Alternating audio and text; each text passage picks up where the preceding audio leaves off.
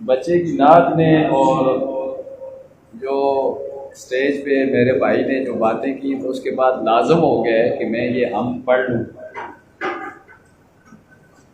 گدا کو بادشاہ اور بادشاہوں کو گدا کر دے،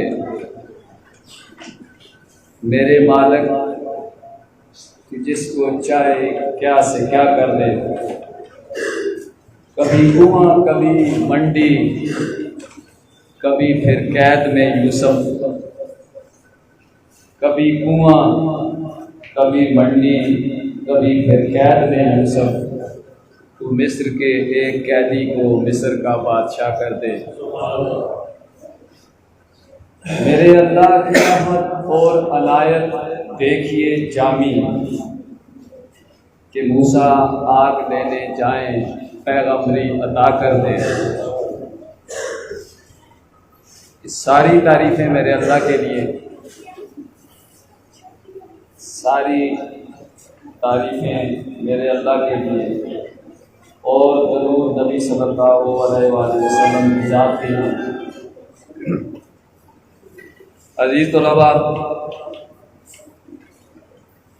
آپ کو اس خوبصورت حال میں بیٹھے ہوئے دیکھ کے اور پھر اچھے فرنیچر پہ بیٹھے ہوئے دیکھ کے خوشی ہوتی ہے، کیونکہ بیٹا میں بھی اسی مٹی سے تعلق رکھتا ہوں۔ ہم جو ہے وہ 1.5 گھنٹہ پیدل سفر کرتے تھے اسکول میں جانے کے لیے، اور سارا دن جو ہے وہ ٹاٹ بھی نہیں ہوتی تھی اسکول میں۔ جو آٹے اور کھل کی بوریاں ہوتی تھیں اس وقت، جو پٹسن کی بنی ہوئی، وہ سیبوں والی جو آپ کہتے ہیں، وہ ہم اپنے گھر سے لے کے جاتے تھے، تو ان پہ بیٹھ کے ہم نے تعلیم حاصل کی، کچے فرش پہ بیٹھ کے، کچے مکان میں بیٹھ کے۔ الحمدللہ آپ خوش نصیب ہیں کہ آپ کو ایک خوبصورت بلڈنگ ملی، آپ کو بیٹھنے کے لیے فرش سے آپ چیئر پہ آ گئے۔ اسی طرح آپ کو بہترین اساتذہ دستیاب ہیں۔ تو یہ اس گورنمنٹ کی، اس حکومت کے تعلیم اور صحت پر فوکس کیا ہوا ہے۔ کہ بھی گورنمنٹ نے پچھلے 5 سالوں میں اور ابھی ان سالوں میں آپ کے لیے 3 ارب روپے کا فرنیچر خریدا، اور 3 ارب کی نیکسٹ ریلیز آئی ہوئی ہے، 3 ارب روپیہ مزید۔ اس میں آپ کے ڈسٹرکٹ کا شیئر 3.5 کروڑ کا فرنیچر آپ کو ملا اس سال، اور ابھی جاری ہے، اس کی جو فرنیچر کی سپلائی ہے وہ جاری ہے۔ میں تھوڑا سا آپ کو اس طرف لے کے جانا چاہتا ہوں۔ اسی طرح یہ جو آج کی تقریب ہے، یہ 14 اگست اور انرولمنٹ دونوں مکس ہیں۔ کل 14 اگست ہے، ہمارا یوم آزادی ہے، اور آج انرولمنٹ کا پروگرام بھی آپ کر رہے ہیں، تو دونوں کو ہلکا سا ٹچ دینے کے بعد میں اپنی باتیں آپ تک بچوں کو پہنچا دوں۔ پہلے انرولمنٹ کی بات کرتے ہیں۔ میں ہر جگہ پہ بیٹا یہ کہتا ہوں کہ جب پاکستان بنا تو پاکستان کی جو لٹریسی ریٹ تھا، شرح خواندگی جس کو آپ کہتے ہیں، پڑھے لکھے لوگوں کی تعداد جسے آپ کہتے ہیں، وہ 2.3% تھا۔ مطلب 100 میں سے 98 لوگ جو ہیں وہ ان پڑھ تھے، 2 لوگ پڑھے ہوئے تھے۔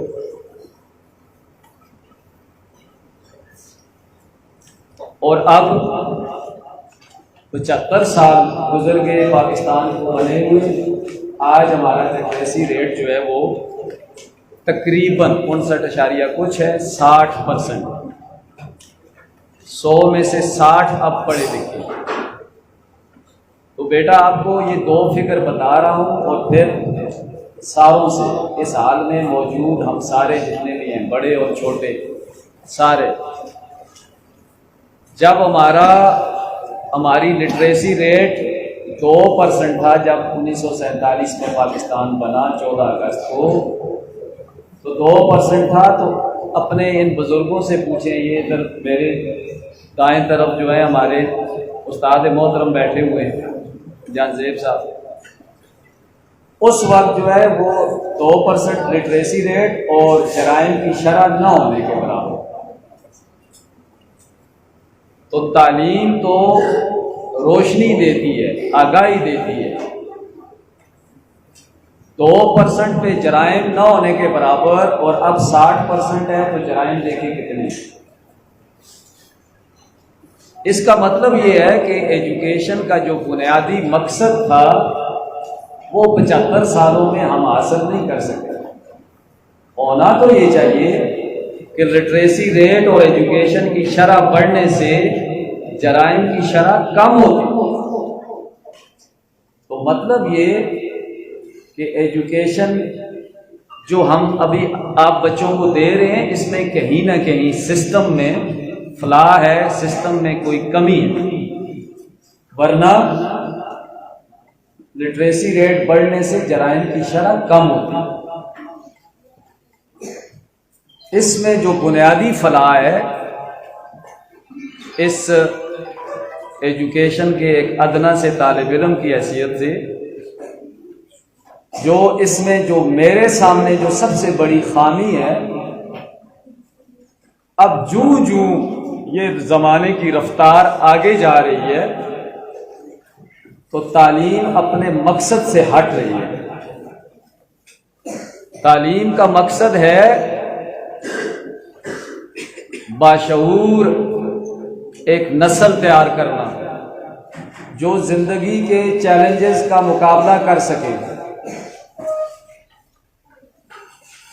تربیت کا جو عنصر ہے، تربیت کا جو حصہ ہے، تعلیم کے ساتھ ساتھ جو لازم حصہ ہے وہ پیچھے رہ گیا ہے۔ تعلیم پرسنٹیج میں جی پی اے سی پی اے میں آ گئی، ڈویژن ہمارے دور میں فرسٹ ڈویژن اور سیکنڈ ڈویژن ہوتی تھی، آج کل آ گیا اے گریڈ بی گریڈ۔ آج ہم پرسنٹیج کے چکروں میں، گریڈوں کے چکروں میں ہم نے تعلیم کو چھوڑ دیا، تربیت جو مین حصہ تھا وہ نظر انداز ہو گیا۔ کیوں نظر انداز ہوا؟ ایگزام سسٹم میں آپ کی ذہنی صلاحیتوں کی پیمائش کی جاتی ہے نمبروں میں، تو کردار کو کون ناپے گا؟ کردار کے نمبر کہاں ہیں؟ وہ مسنگ ہے۔ جب قوم نمبروں کے پیچھے بھاگی تو ٹیچرز نے بھی، سسٹم نے بھی نمبروں پہ فوکس کر دیا، تربیت کا عنصر رہ گیا، جس سے تعلیم اپنے اصل ہدف کو حاصل نہیں کر پا رہے۔ ہم کردار میں تبدیلی نہیں لا رہے، اگر لا بھی رہے ہیں تو بہت کم لا رہے ہیں۔ تو بیٹا یہ جو کردار میں تبدیلی ہے، یہ اس وقت آئے گی جب آپ وہ بچے جو آؤٹ آف سکول ہیں، وہ بچے جو سکولوں سے باہر ہیں، وہ بچے جو آپ کے بہن بھائی ابھی تعلیم حاصل نہیں کر رہے، ان کو سکولوں میں لائیں۔ اور اب سکول کا یہ کام ہے۔ میں بحیثیت ڈسٹرکٹ ایجوکیشن آفیسر، میں ہمیشہ اپنی ٹیم کو کہتا ہوں، میں پرنسپل صاحبان سے کہتا ہوں، میں اساتذہ سے کہتا ہوں کہ نمبروں کی دوڑ سے نکالیں بچے کو، بچے کی تربیت کی طرف آ جائیں۔ ہم گاؤں میں ایک سکول میں جب پڑھتے تھے، وہ کچے مٹی کے سکول میں ہمارے ایک استاد محترم تھے، ابھی بھی زندہ ہیں اللہ کے کرم سے، اسلم صاحب ہیں۔ ایک ٹیچر 350 بچے، تو تربیت کا عنصر اس وقت تھا۔ پھر ہم دوسرے اینگل سے دیکھیں تو ہم اسلام آباد میں ہماری ایک سرینا ہوٹل ہے، بڑا مشہور، بچوں بڑا ہوٹل، جس طرح آپ ٹی ویوں پہ دیکھتے ہیں، بہت بڑا۔ اس میں انٹرنیشنل کانفرنس تھی ایبٹ آباد کی طرف سے، میں اس وقت ایس ڈی او تھا، تو مجھے بھی شرکت کا موقع ملا۔ تو وہ ماں کے کردار پہ بات ہو رہی تھی، تو میں نے کہا میری ماں سب سے زیادہ ایجوکیٹڈ ہے، جس نے سکول کا منہ بھی نہیں دیکھا۔ کیوں؟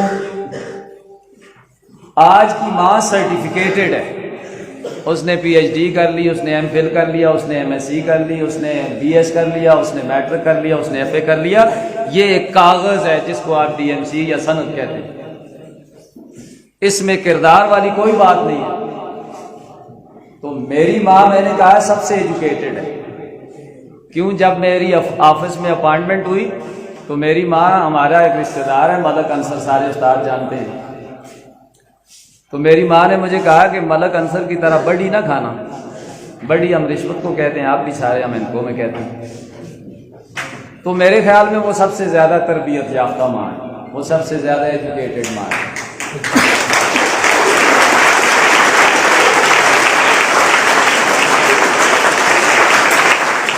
تو بیٹا، تربیت کے 3 مرکز ہیں، تربیت کے 3 مرکز ہیں،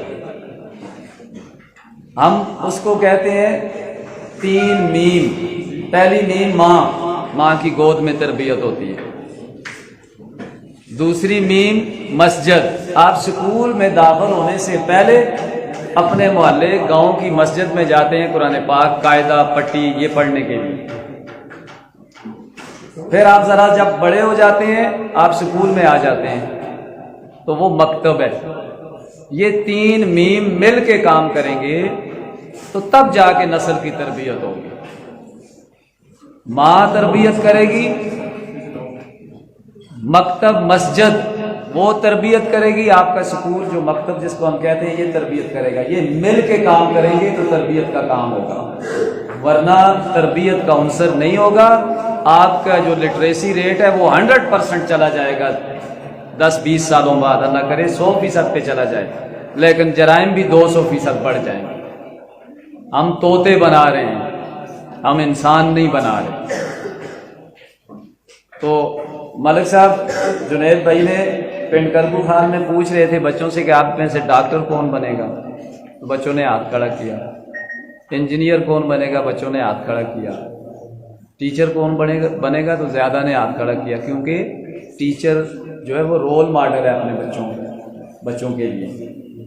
میں یہ کہتا ہوں کہ ڈاکٹر نہ بنو، انجینئر نہ بنو، انسان بنو، انسان۔ جب آپ انسان بن جائیں گے تو رب العالمین تو وہ ہے نا، آپ پہلے شروع میں آپ کہتے ہیں الحمدللہ رب العالمین، پالنے والا تو وہ ہے۔ واللہ یرزق من یشاء بغیر حساب، جس کو چاہتا ہوں بے حساب رزق دیتا ہوں۔ وہ رزق کا ذمہ داری تو اللہ نے لی ہوئی ہے نا، تو آپ نے اچھا انسان بننا ہے، دنیا ساری آپ کے پیچھے آئے گی۔ دوسری بات اب پاکستان کی کر لیتے ہیں، تو پڑھنا ہے بیٹا۔ دوسری بات پاکستان کی کر لیتے ہیں۔ ابھی آپ سنتے ہیں، آپ سارے ٹی وی بچے آپ بڑی باشعور ہو گئے ہیں، بڑے بچوں کے پاس موبائل ہوتا ہے جو نہیں ہونا چاہیے۔ اسی طرح ٹی وی پہ آپ دیکھتے ہیں، خبریں سنتے ہیں۔ آپ کے مطالعہ پاکستان معاشرت علوم کی کتاب میں ہے پاکستان کا مطلب کیا، لا الہ الا اللہ۔ یہ لا الہ الا اللہ پہ بنا ہوا ملک ہے جو ہمارے اسلاف نے بنایا، ہمارے بزرگوں نے بنایا۔ بیٹا آپ کو پتہ ہے جب 14 اگست کو پاکستان بنا تو تاریخ کی سب سے بڑی جو مائیگریشن ہے، ہجرت ہے، وہ ہوئی ہندوستان سے، اس حصے سے مسلمان اس حصے کی طرف آئے، پاکستان کی طرف آئے، یہاں سے ہندو اس طرف گئے۔ تو ہمیں تو اسلام نے سبق سکھایا ہوا ہے، سلامتی کا مذہب ہے۔ ہمارے بزرگوں نے ہندوؤں کو ذبح نہیں کیا، ہندوؤں کو نہیں مارا پیٹا۔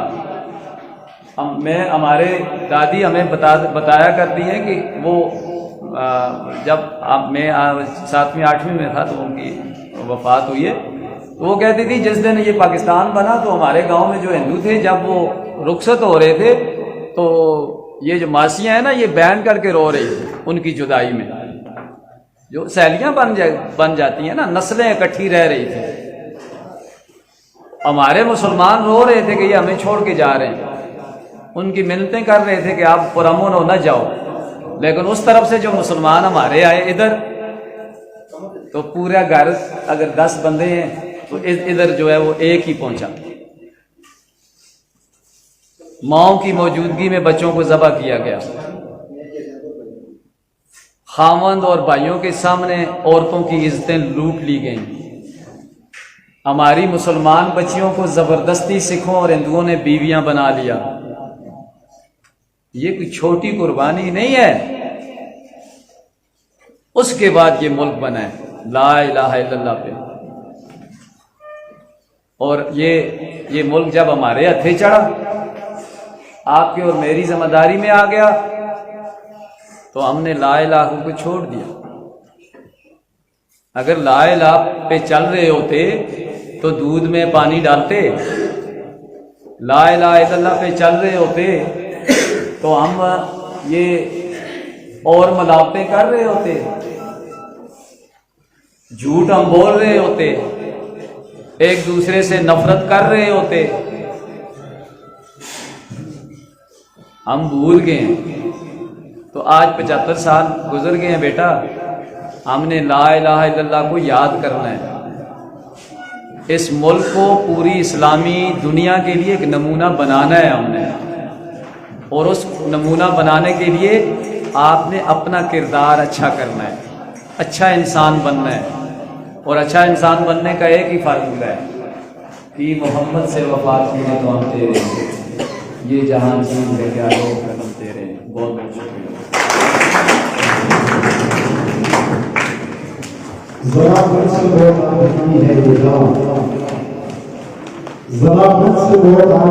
سب سے پہلے تو آپ تمام بچوں کا میں انتہائی مشکور ہوں کہ جو آپ نے ایک محبت کا اظہار کیا، ایک استقبال کیا.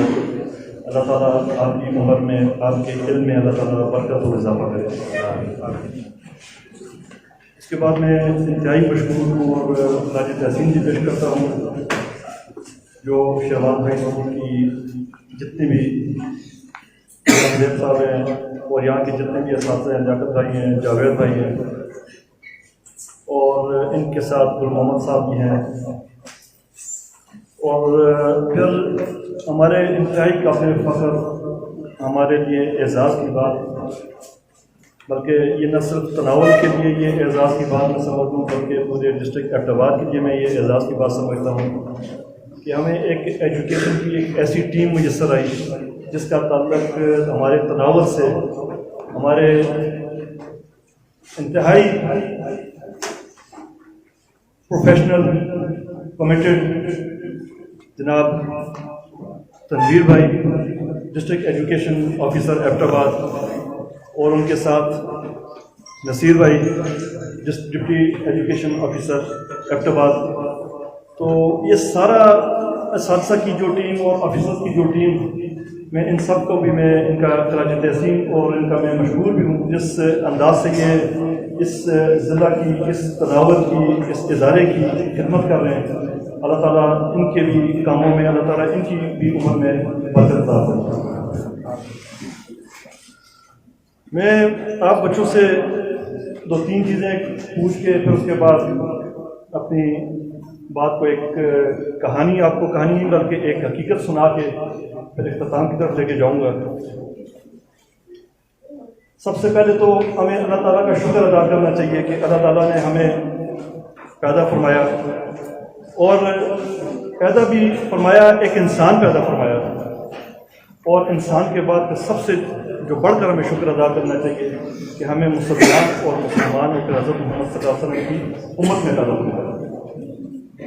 بچوں، سب سے اہم بات جو آج ہماری زندگی کا جو مقصد ہے وہ چند چیزیں جو آپ سے پوچھنی ہے میں نے، کہ یہ زمین جو بنی ہے یا پیدا کی گئی ہے یہ کس نے بنائی ہے؟ بے شک اس میں کوئی شک نہیں ہے کہ یہ اللہ تعالیٰ نے بنائی ہے، یہ زمین اللہ تعالیٰ نے بنائی ہے، یہ آسمان اللہ تعالیٰ نے بنائے ہیں، یہ درخت، دریا، سمندر، اس کائنات کی جو چیز بھی بنائی ہے وہ اللہ تعالیٰ نے بنائی ہے۔ لیکن اس میں ایک سوال بھی ہے کہ کیا یہ جو تخلیق کی گئی، یہ جو پیدا کی گئی چیزیں، یہ اللہ تعالیٰ نے اپنے فائدے کے لیے بنائی؟ تو میرا خیال ہے حقیقت یہی ہے، خیال نہیں بلکہ حقیقت یہی ہے کہ اللہ تعالیٰ نے اپنے فائدے کے لیے نہیں بنائی۔ یہ اگر پیدا کی گئی ہیں، یہ آپ لوگوں کے لیے، یہ اپنی مخلوق کے لیے پیدا کی گئی ہیں، یہ اس سے نفع حاصل کرنے کے لیے پیدا کی گئی ہیں۔ اور انسان کو جو پیدا کیا گیا ہے وہ صرف اور صرف اس مقصد کے لیے پیدا کیا گیا کہ اللہ کی رضا حاصل ہو، اللہ کے بتائے ہوئے اصولوں پر زندگی گزارنے کی ہمیں توفیق عطا فرماؤ۔ ان اصولوں پہ ہمیں زندگی گزارنے کے لیے اللہ تعالیٰ نے پیدا کیا، اور اس سلسلے میں ہمیشہ جب بھی ضرورت پڑی تو مختلف ٹائموں پہ پیغمبر، نبی اس دنیا میں آتے رہے، اور پھر سب سے آخر میں حضرت محمد صلی اللہ علیہ وسلم آئے، اور ان کی بھی جو تعلیم تھی، جو اللہ تعالیٰ کا جو پیغام تھا، اس میں سب سے بڑھ کے جو پیغام تھا وہ انسانیت کا پیغام تھا۔ ہم نے اس پیغام کو اپنی ایک زندگی کا مشن بنانا ہے۔ آج آپ جو بچے بیٹھے ہوئے ہیں، آپ نے اپنی زندگی کا ایک مشن بنانا ہے۔ اگر آپ وہ مشن بنائیں گے تو انشاءاللہ وہ کامیاب ہوں گے۔ وہ مشن صرف انسانیت کی خدمت کا مشن بنانا ہے۔ میں آپ کو ایک چھوٹا سا ایک قصہ سناتا ہوں۔ ہماری تاریخ بھری پڑی ہے، اسلام کی جو جتنی تاریخ بھی ہے وہ انسانیت سے بھری پڑی ہے، انسانیت کی خدمت سے بھری پڑی ہے، لیکن بدقسمتی سے آج ہم نام کے مسلمان رہ چکے ہیں اور ہم نے وہ مشن چھوڑ دیا ہے، اور غیر مسلم انسانیت کی خدمت میں آگے نکل رہا ہے۔ مسلمان اس چیز سے ہم بہت پیچھے ہوتے جا رہے ہیں، اور ہماری آج ناکامی اور تباہی کا سب سے بڑی وجہ بھی یہی ہے کہ ہم انسانیت کی خدمت سے پیچھے ہوتے جا رہے ہیں۔ 1958 میں ٹیری فاکس نام کا ایک بندہ تھا، کینیڈا میں پیدا ہوا ہے۔ وہ جب اپنے اسکول میں گیا، تعلیم میں بہت اچھا تھا، اس کی دلچسپی تھی، وہ تعلیم حاصل کرنے میں کلاس کا ایک لائق بچہ ثابت ہوا۔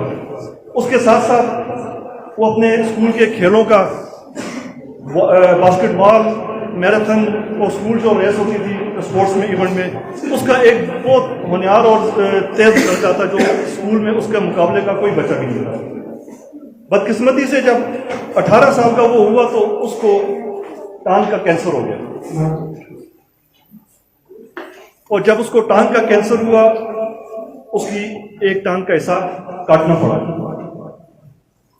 کیمو تھراپی وغیرہ اس وقت جو علاج تھا وہ ہوتا گیا۔ تو کہنے کا مقصد یہ ہے کہ باسکٹ بال، میراتھن، باقی ریس جو تھی اس کے مشن میں وہ چیز آڑے آ گئی، اور اس کا زندگی وہاں پہ ایک رک سی گئی۔ لیکن وہ ہمت نہیں آتا، وہ جب اس کا علاج ہو رہا تھا تو اس نے دائیں بائیں اور بچوں کو بھی دیکھا جو اس مرض میں مبتلا تھے، تو اس نے وہاں پہ اپنی ایک زندگی کا مشن بنا لیا کہ میں نے اس کے بعد جو زندگی آگے گزارنی ہے وہ میں نے اس مشن میں گزارنی ہے کہ اس کینسر کے حوالے سے کوئی ایسی ریسرچ ہو کہ اگر مستقبل میں کوئی مریض، کوئی بچہ یا کوئی بڑا اس میں مبتلا ہو جائے تو اس کے علاج کے لیے آسانی ہو۔ تو اس نے اس مشن کے لیے ایک منصوبہ بنایا۔ وہ منصوبہ تھا کہ کینیڈا کو، اس نے پورے کینیڈا کی گلیوں اور سڑکوں کو اس نے پیدل چلنے کا اعلان کیا، اور اس نے کہا کہ میں اس میں فنڈ ریزنگ کروں گا، اور اس سے جو فنڈ حاصل ہوگا یہ کینسر کی ریسرچ کے لیے استعمال ہوگا۔ 1980 میں اس نے اپنی اس میراتھن آف ہوپ کے نام سے ایک دوڑ کا اس نے آغاز کیا۔ صرف ایک سال میں 32 یا 22 کلومیٹر روز چلتا تھا وہ، اور 1500 کلومیٹر وہ چل سکا۔ تو جب وہ 1500 کلومیٹر چلا، 5500 کلومیٹر وہ جب چلا تو اس کے درد میں، اس کی مرض میں اضافہ ہو گیا۔ 5500 کلومیٹر کا مطلب یہ ہے کہ 1500 کلومیٹر صرف یہاں سے کراچی ہے، تو آپ اندازہ لگا لیں کہ 5500 کلومیٹر کتنا فاصلہ بنتا ہے۔ تو جب اس کے درد میں اضافہ ہوا تو اس وقت تک اس نے اس کے جو فنڈ ریزنگ کی تھی وہ ناکافی تھی. ہاسپٹل جب وہ چلا گیا ڈاکٹرز نے تشویش کا اعلان کر دیا کہ اظہار کر دیا کہ یہ ٹیری فوکس جو ہے نہیں بچ پائے گا. لیکن لوگوں نے جو اس کی ہمت دیکھی تھی اس ہمت نے ان لوگوں کو جھنجھوڑا اور اس کے بعد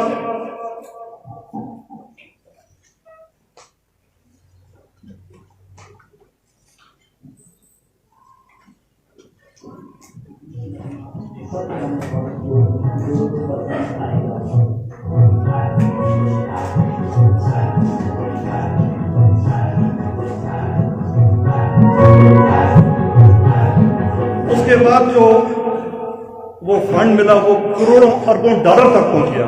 اور آج بھی دنیا کی جو جدید ریسرچ ہو رہی ہے کینسر کی وہ ٹیری فوکس کے اس فنڈ ریزنگ سے بنائے ہوئے جو کینیڈا میں ادارے ہیں آج بھی وہ ریسرچ ان اداروں میں ہو رہی ہے. تو یہ سارا ایک کہنے کا مقصد یہ تھا کہ آپ کو سارے بات سنانے کا مقصد یہ تھا کہ انسان کے اگر دل میں کوئی یا اس کے ارادوں میں اگر کوئی امید اور پختہ ارادہ اگر ہو تو کوئی بھی مشکل آئے اس کے راستے میں تو وہ اپنے ارادے میں کامیاب ضرور ہوتا ہے. تو آپ لوگوں نے بھی آپ بچوں نے بھی یہ ایک عزم کرنا ہے کہ آپ نے زندگی میں اگر کامیاب ہونا ہے تو آپ نے اپنی زندگی کا ایک مقصد بنانا ہے اور اس مقصد پہ جب آپ نکلیں گے انشاءاللہ تو اللہ کی مدد اللہ کی نصرت آپ کے ساتھ ہوگی. تو ایک تو عزم آپ نے یہ کرنا ہے اور دوسرا عزم آپ نے یہ کرنا ہے آپ بچے تو یہاں پہ بیٹھے ہوئے آپ نے داخلے اسکول میں لیے ہوئے ہیں یہاں پر آپ نے اپنی تعلیم اور تربیت دونوں کا خیال رکھنا ہے. لیکن آج کا جو فنکشن ہے جو جس مقصد کے لیے یہ فنکشن ارینج ہوا ہے آپ نے ان بچوں پہ بھی نظر رکھنی ہے جو بچے اسکول نہیں آ رہے.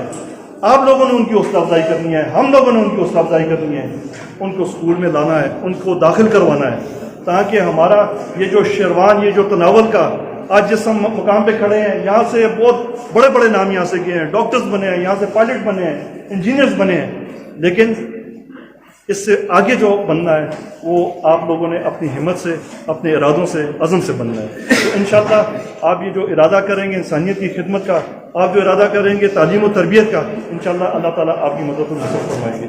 اور میں جتنے بھی یہ یہاں پہ بزرگ بیٹھے ہوئے جمشید صاحب بیٹھے ہوئے ہیں انتہائی قابل محترم ہمیشہ یہ دکھ درد رکھتے ہیں اس معاملے میں جتنے بھی بزرگ بیٹھے ہوئے ایجوکیشن سے تعلق رکھتے ہیں اپنے یہاں سے مؤسسین علاقے تو ان کو میں امید دلاتا ہوں کہ اس مسئلے میں تعلیم کے سلسلے میں ہمارا جو بھی حصہ ہوگا انشاءاللہ ہم آپ کے کہنے سے بھی اور آپ کے کہنے سے ہٹ کے بھی انشاءاللہ ہم یہ یاد رکھتے ہیں آپ لوگوں کا